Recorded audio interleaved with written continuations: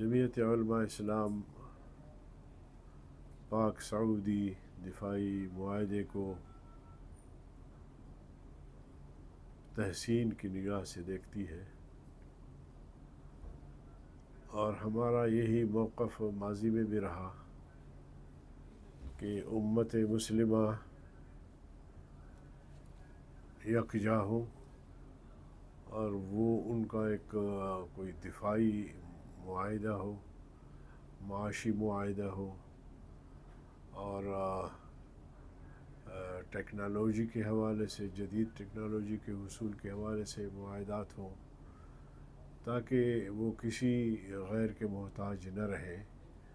ये हमारी एक तरह से जमीयत उलमा इस्लाम की एक देरीन ख्वाहिश थी, हमारे अकाबिर की भी, और मौलाना फजल रहमान साहब की इसमें बड़ी कोशिश रही माजी में। अल्लाह का शुक्र है कि हालात ने रुख बदल दिए और इसी तरह सऊदी और पाकिस्तान का दिफाई मुआहदा हुआ है और हम समझते हैं कि इस दिफाई मुआहदे का पूरी दुनिया में इसके असरात मुरतब होंगे।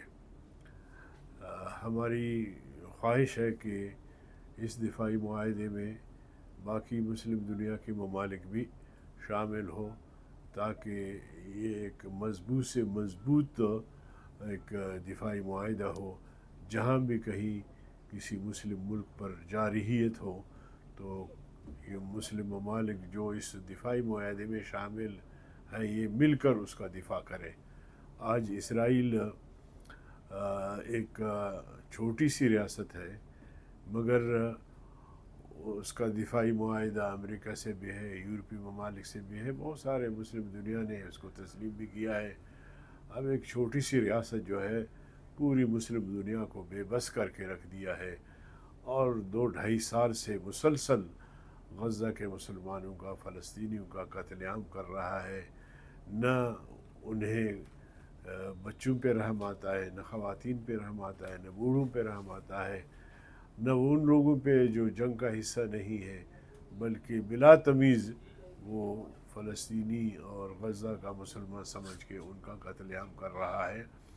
तो अगर इस तरह के दिफाई मुआहदे हों और मुस्लिम उम्मा की हिफाजत और उनका दिफा जो है वो हो तो मैं समझता हूँ कि इज़राइल भी आज अगर मैं समझता हूँ कि वो जंगबंदी पर आमादा हुआ है तो उसकी बुनियादी वजह भी यही है कि सऊदी और पाकिस्तान ने जो दिफाई मुआहदा किया है और ये आगे करीबी हमसाय मुल्क भी इसमें शामिल हो सकते हैं। मैं ईरान की बात भी कर सकता हूँ, तुर्की की बात भी कर सकता हूँ, इंडोनेशिया और मलेशिया और ये जो हमारे बांग्लादेश समेत ये सारे ममालिक अगर इस दिफाई मुआहदा का हिस्सा बन जाएँ तो ये एक बहुत बड़ी क़ुव्वत बनेगी और कोई भी गैर जो है वो फिर किसी वक्त भी उनको चैलेंज नहीं कर सकता। और चाइना जो हमारा पड़ोसी मुल्क है उससे हमारे ताल्लुकात अच्छे होने चाहिए। चाइना हर मुश्किल में चाइना ने पाकिस्तान की मदद की है, चाहे वो सैलाब की सूरत हो, चाहे कहत की सूरत हो, चाहे ज़लज़ले की सूरत हो, चाहे जंग की सूरत हो, हर मुश्किल वक्त में चाइना हमारे साथ खड़ा रहा है। और इस वक्त चाइना में एक सूबा है उरुमची संकियांग, ये संकियांग उसका हेड क्वार्टर है उरुमची। इस सूबे में तकरीबन 60% मुसलमान रहते हैं और बज़ाहिर ये सूबा बाकी सूबों से निस्बतन पसमानदा था, लेकिन गुज़िश्ता दौरे में जब मैं गया था तो मुझे बताया गया कि तकरीबन 80 अरब डॉलर मुख्तस किए गए हैं कि इस सूबे के को बाकी सूबों के बराबर लाने के लिए 80 अरब डॉलर इस पर मज़ीद ख़र्चा करेंगे उसके PSDP के अलावा। और आज यानी उनको कोई 70 साल हो रहे हैं जो एक खुद मुख्तार सूबा करार दिया गया है उसको। اور اس کے ساتھ جو وہاں مسلمان ہیں ان کے ساتھ بھی جو ان کے مذہبی درسگاہیں ہیں، جیسے مساجد ہوں، مدارس ہوں، اور ایک رپورٹ کے مطابق 29,000 مسجدیں ہیں اس صوبے میں. تو مسلمانوں کو بھی جو امن و عافیت کے ساتھ وہاں رہ رہے ہیں اور اس صوبے کا حصہ ہے، چائنا کا حصہ ہے، ان کی بھی وہ ہر لحاظ سے مدد کر رہے ہیں. تو اگر چائنا اپنے ایک صوبے کو باقی صوبوں کے برابر لانے کے لیے اس صوبے کو فوکس کیا ہے ترقی کے حوالے سے، تو پھر پاکستان کو بھی کرنا چاہیے. بلوچستان میں آج جو صورتحال ہے وہ کیا ہے؟ وہ میرے خیال میں اس کے علاوہ کچھ بھی نہیں ہے کہ جو بلوچستان کے وسائل ہیں وہ بھی ان پر خرچ نہیں ہو رہے، اور یہاں وفاق سے بھی کوئی ایسے اقدامات نہیں ہو رہے کہ بلوچستان کی پسماندگی دور ہو.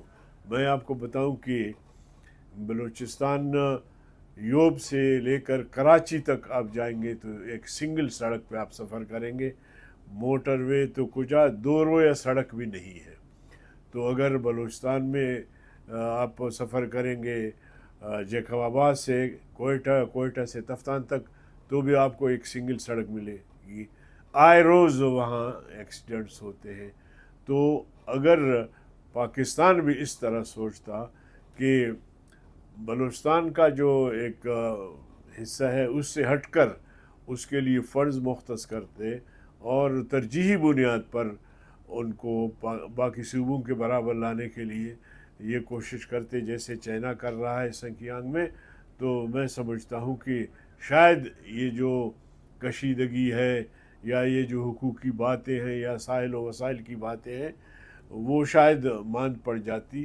اس کی وجہ یہی ہوتا کہ پاکستان بلوچستان پر خرچ بھی کر رہا ہے، اس کو باقی صوبوں کے برابر لانے کے لیے بھی ایک پوری کوشش کر رہی ہے اور اس کو ترجیحات میں شامل کیا ہے، مگر یہاں پاکستان میں ایسا نہیں ہے.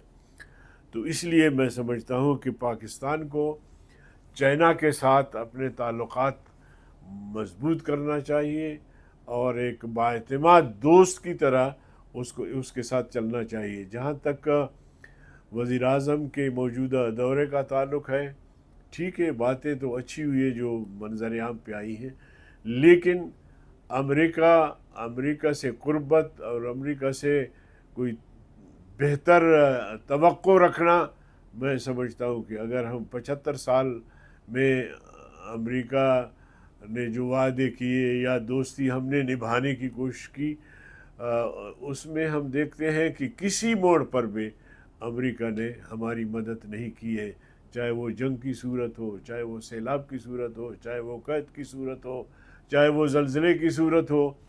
وہ کام نہیں کیا جو چین نے ہمارے ساتھ کیا ہے. اور دوسری بات یہ ہے کہ امریکہ کی دوستی ہمیں ماضی میں بھی مہنگا پڑا ہے، اور 40 سال ہمارے خطے میں جنگ رہی ہے.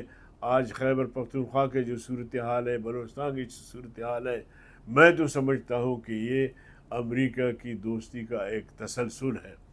اس لیے امریکہ پر پاکستانی قوم کو کم از کم کسی طرح بھی بھروسہ نہیں ہے، یقین نہیں ہے. لہٰذا حکمران اگر امریکہ کے ساتھ چلنا بھی چاہتے ہیں تو پھر اس مقولے کے مطابق یہ قدم بڑھاؤ رفتہ رفتہ، اور اس طرح نہیں کہ پھر سے ایک جنگ مسلط کی جائے خطے پہ.